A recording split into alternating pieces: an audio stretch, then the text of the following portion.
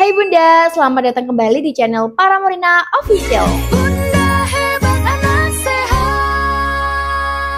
Tempatnya bunda-bunda cari solusi sehat untuk masalah tumbuh kembang si kecil. Pernah gak sih Bun ngerasa khawatir karena anak belum juga bisa bicara padahal usianya sudah 2 tahun? Ini speech delay, kurang stimulasi, atau memang anaknya yang pendiam ya? Banyak bunda yang masih bingung bedain mana yang wajar dan mana yang perlu ditangani. Tenang Bun, di video ini kita akan bahas pertanyaan-pertanyaan paling sering ditanyakan seputar kemampuan bicara anak, biar bunda bisa lebih tenang dan tahu harus mulai dari mana. Yuk simak sampai selesai, karena ini penting banget untuk tumbuh kembang si kecil.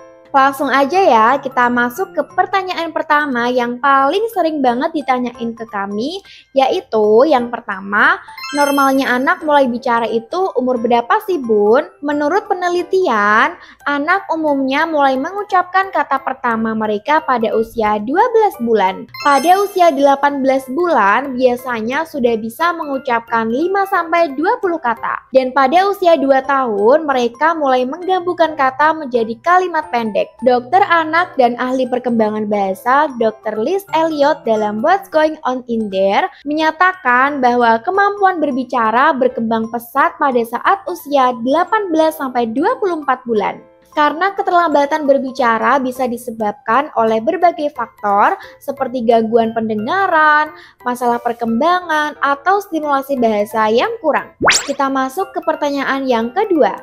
Kalau anak umur 2 tahun belum bisa mengucapkan kata-kata bermakna atau belum mulai menggabungkan dua kata, itu speech delay ya?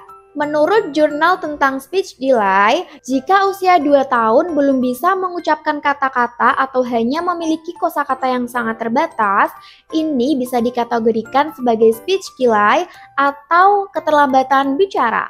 Ini adalah tanda bahwa perkembangan bahasanya tidak sesuai dengan tahapan usia normal. Menurut American Academy of Pediatrics, anak usia 2 tahun seharusnya mengucapkan setidaknya 50 kata dan mampu menggabungkan dua kata sederhana seperti mau susu atau ayo main.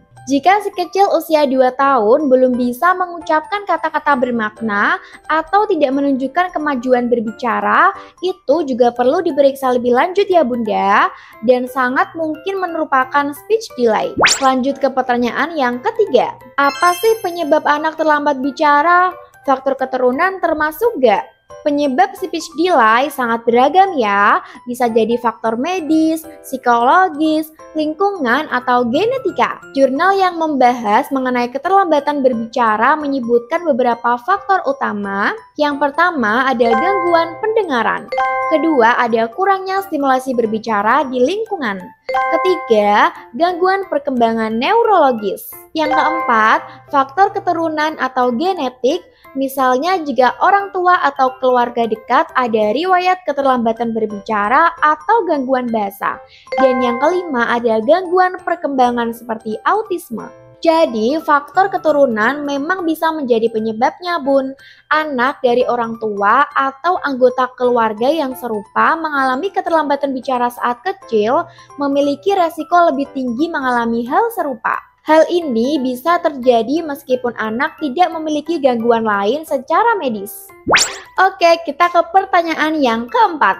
Bener gak sih, terlalu banyak nonton video-video pendek bisa bikin anak telat bicara? Menurut studi di jurnal Screen Time and Language Development in Toddlers oleh Madigan, terlalu banyak waktu layar atau screen time, terutama yang tidak disertai interaksi sosial, dapat berdampak negatif pada perkembangan bahasa anak. Hal ini karena anak kehilangan kesempatan untuk berinteraksi langsung yang penting untuk stimulasi bicara dan bahasa.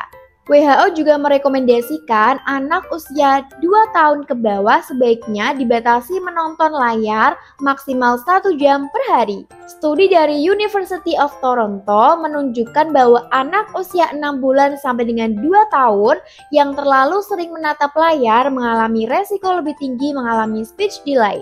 Jadi benar ya Bunda, terlalu banyak menonton video pendek bisa berdampak negatif pada perkembangan bicara si kecil. Next, kita ke pertanyaan yang kelima.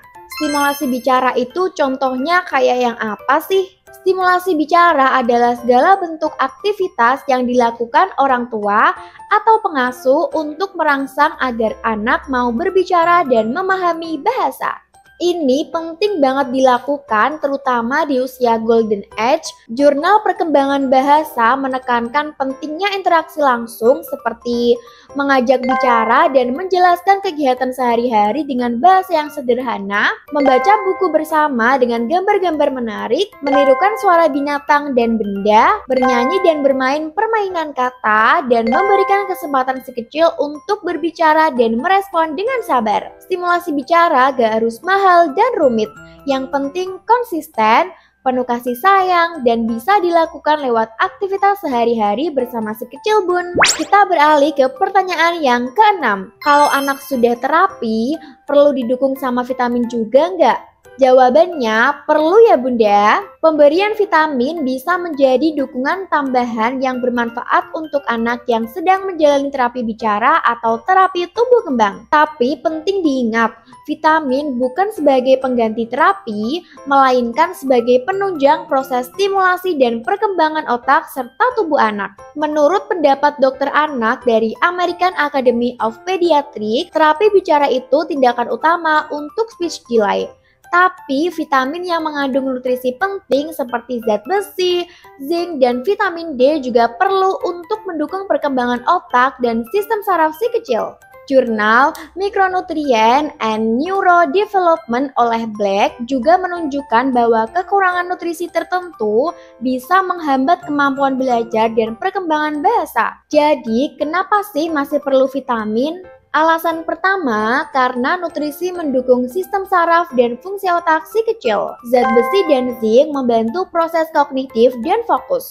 Vitamin B kompleks penting untuk fungsi saraf dan omega 3 serta DHA berperan dalam komunikasi antar sel otak.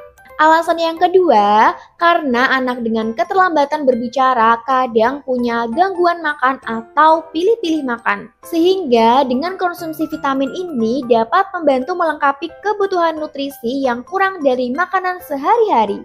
Alasan yang ketiga, herbal seperti pegagan atau Centella asiatica terbukti dalam beberapa studi dapat meningkatkan daya ingat dan fungsi kognitif. Jadi, memang pemberian vitamin bisa membantu memperkuat hasil terapi dengan mendukung fungsi otak, sistem saraf, dan metabolisme tubuh si kecil. Tapi penggunaannya sebaiknya disesuaikan dengan kebutuhan si kecil.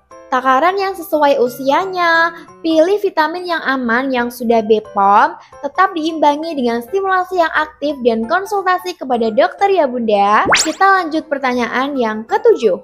Anak saya pemalu banget kak, maunya cuma ngomong kalau sama keluarga.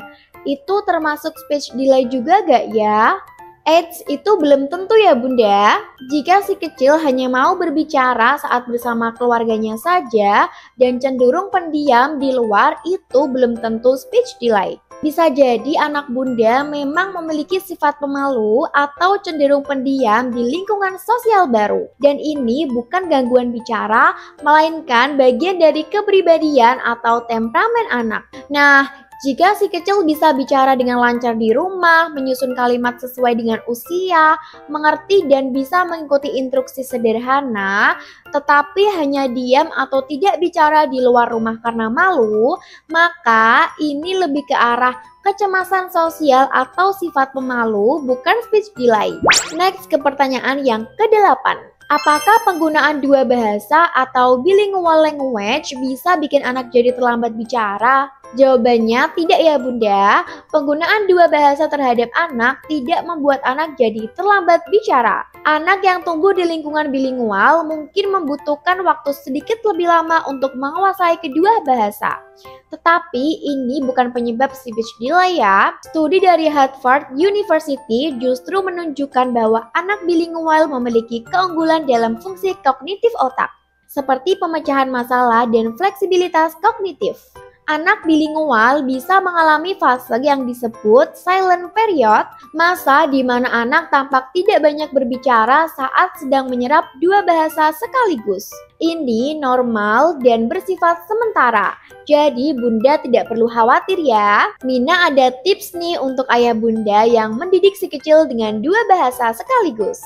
Yang pertama, konsisten dalam berbicara dua bahasa. Misal, satu orang tua, satu bahasa dengan contoh, ayah konsisten menggunakan bahasa Inggris dan bunda konsisten menggunakan bahasa Indonesia atau daerah. Tujuannya agar anak bisa mengenali pola dan kosakata dari masing-masing bahasa secara konsisten dari sumber yang berbeda. Yang kedua, gunakan bahasa dalam konteks sehari-hari dan bukan hanya sesekali. Bahasa yang ingin diajarkan ke anak perlu digunakan secara konsisten dalam kegiatan sehari-hari, bukan hanya belajar formal atau waktu tertentu saja. Karena anak akan lebih cepat paham dan menyerap bahasa baru jika ia tahu bagaimana bahasa itu digunakan dalam kehidupan nyata. Yang ketiga, berikan waktu anak untuk memproses dan meniru. Anak belajar bicara dan mendengar dulu berkali-kali, lalu meniru saat otaknya sudah siap. Jangan buru-buru mengoreksi dan jangan memaksa ya bunda. Yang penting terus stimulasi dengan bicara, bernyanyi dan mengajak ngobrol meskipun anak belum menjawab. 4. Jika ada kekhawatiran, bunda jangan bandingkan si kecil dengan anak lain ya, tapi bandingkan dengan milestone anak yang juga menggunakan dua bahasa. Jadi penggunaan dua bahasa tidak menyebabkan anak menjadi speech delay, tapi proses perkembangan bahasanya bisa terlihat berbeda. Lanjut ke pertanyaan yang ke-9.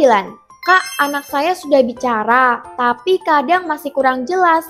Itu termasuk telat bicara juga nggak ya? Kalau anak sudah mulai bicara tapi pengucapannya tidak jelas, misalnya mengganti huruf R dengan huruf L atau K jadi huruf T, kemungkinan besar bukan termasuk telat bicara ya bunda, tapi gangguan artikulasi atau biasa disebut cadel. Gangguan artikulasi bisa ditangani dengan cepat dan efektif jika didampingi dengan stimulasi yang tepat seperti latihan otot mulut atau biasa dikenal dengan stimulasi oromotor seperti meniup, menggembungkan pipi, atau menyedot sedotan.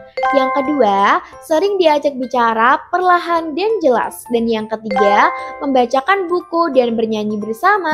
Kalau bunda masih ada pertanyaan yang belum dibalas, langsung tulis di kolom komentar ya. Dan jangan lupa ya, like, share ke sama bunda, subscribe, dan nyalakan loncengnya untuk dapat notifikasi konten edukatif lainnya seputar tumbuh kembang si kecil. Kalau bunda ingin tahu sosmed kita, bunda bisa follow di sini ya. Sampai jumpa kembali di video selanjutnya bareng Paramorina Official.